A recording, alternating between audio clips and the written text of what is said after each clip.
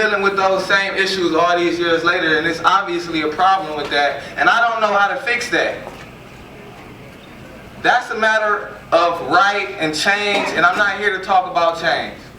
I'm here to talk about unity, because unity is the only thing that's going to allow us to survive until change comes.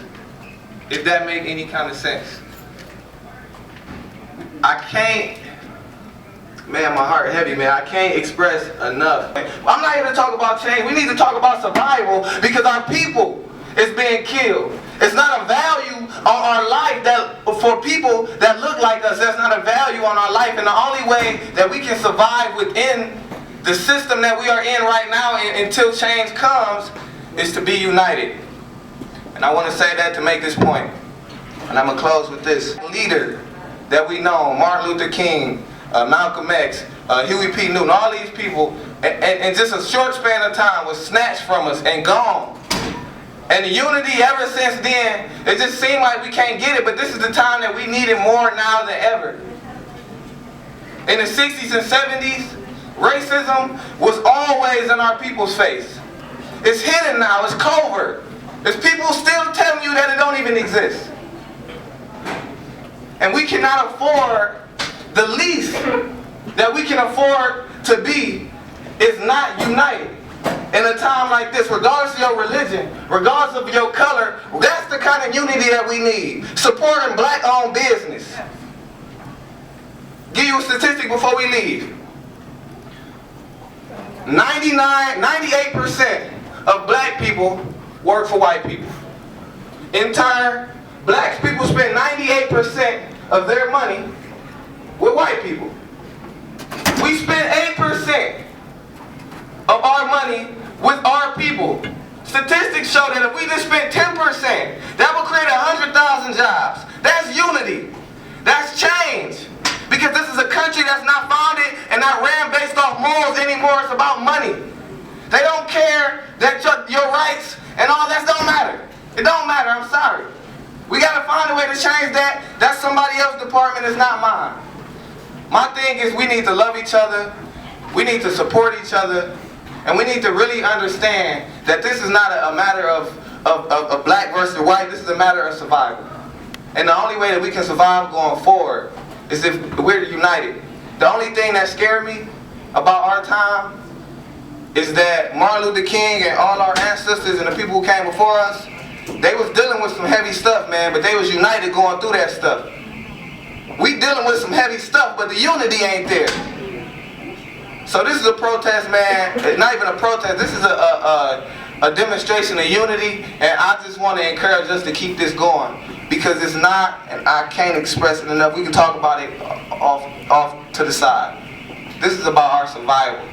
This is about our kids' survival, ability to get jobs, creating a sustainable future. I believe in the America that they say that we're supposed to live in. But the only way that we're going to achieve that, because it's obviously not through policy, it's through each other. So brothers and sisters, would you stand with me?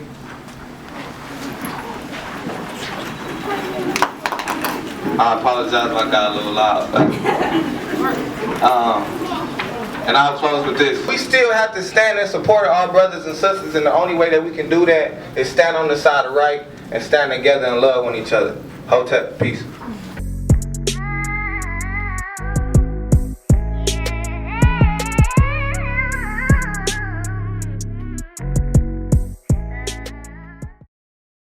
How do you feel this demonstration will benefit West Virginians?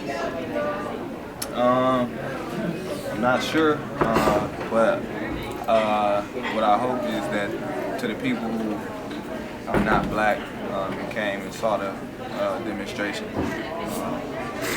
and then saw the people who came that's not black and saw the people who's not black that were supporting the demonstration, hopefully that would be encouragement, man, to stand on the right side or to stand on the side of right, you know, because we're not protesting or asking or talking about nothing that's not cut and dry and as simple as treating people equally, you know what I'm saying? So hopefully it'll just inspire not only our people, but people of other cultures to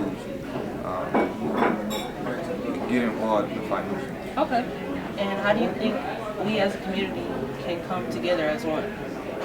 Man, it sounds a little basic, but we just need to love each other more, you know what I'm saying, and support each other more. And that sounds like real generic, and I'm not even like a generic person.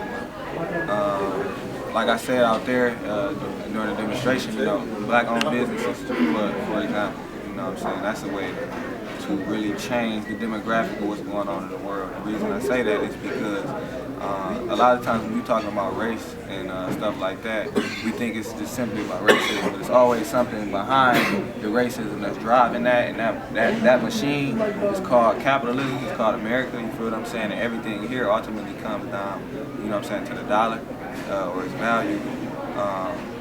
So it's just something as simple as black people spending their money with other black businesses more would kind of throw a wrench in the system or the power that be, which is racism.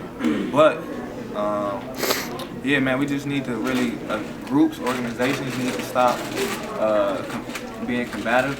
You know what I'm saying, and having ego and stuff like that, because like it's not funny what's happening to us. You feel what I'm saying? It's not a game. It's not about who's better or whatever. Like it's like we are getting abused and mistreated. Like if the world looked like the 60s, 70s. You feel what I'm saying? That's not funny. So organizations kind of need to realize what's at hand, what's at stake, and what's at stake. Like I said out there, is not just our future, but it's our survival. So yeah, man, loving each other more, supporting each other more, man, and stop clashing. We all gotta work. We all got differences, but we need to all work on the one goal that we all would like to achieve, and that's a fair and sustainable America. Okay. And I don't know if any other schools, especially like HBCUs, if they've been doing any black demonstrations, but how do you think this would benefit Missouri's campus? Man, see, the thing about Missouri is that while we up here in Michigan, you know what I'm saying, standing for the cause, you know, they are in the thick of the cause, you know. So just seeing that somebody else, that people don't talk like you know what I'm saying, people a whole nother different place. I don't even know nobody who go to Missouri. Just to see, or just for them to see another school standing in support of and being inspired by what they're doing, I know that right there should inspire them to keep going, because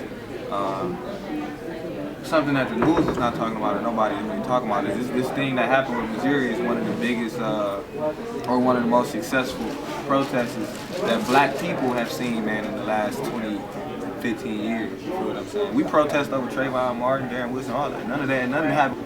But something happened with this, you feel what I'm saying? So I think it should just inspire them to keep going, man. That's all it really can do. We can't go up there and fight in the actual fight with them. But man, it just should let them know, man, that, you know, we feel how they feel, we stand with them, you know what I'm saying, we support them. Okay, and one more last question. I really want you to think about this. How can we, as black people, wake white America up? And as in white America with 3 Ks. Oh, shit. How can we wake white America up?